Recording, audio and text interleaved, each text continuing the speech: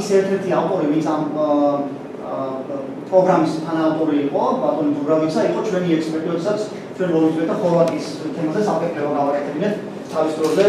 ისე რომ ქართული გეოგრაფიასთან ყოფილიყო ხმა. ანუ ისეთ გამიდა. კორუფციის პრევენციის დოქუმენტს საერთაშორისო პირობებშიც კი, რა თქმა უნდა, ალბათობა იმის, რომ დაბალი ანალიზებულების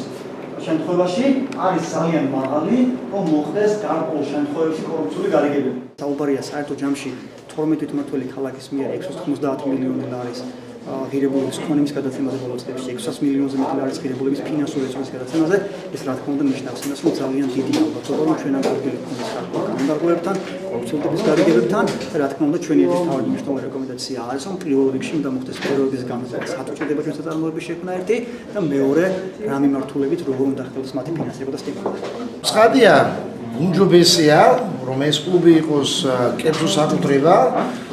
იგივე მენეჯმენტიდან გამომდინარე, ასევე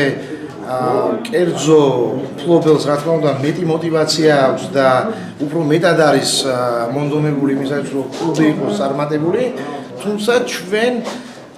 დღეს შეძლების დაგვარად ვცდილობთ, რომ იყოს კლუბი წარმატებული, მაგრამ პარალელურად ჩვენ ასევე მუშაობთ პოტენციურ ინვესტორებთან და მას შემდეგ რაც უკვე აშენდება ახალი სტადიონი, ჩვენი ცოტა დაახლოებით 20 მილიონი ლარია გამოყოფილი ამ სამუშაოებისთვის და რომელიც უკვე უნდა დასრულდეს 2017 წლის შემოდგომაზე. აი სწორედ ამის შემდეგ უკვე უფრო რეალური იქნება შევთავაზოთ ეს გუნდი პოტენციურ კერძო ინვესტორს.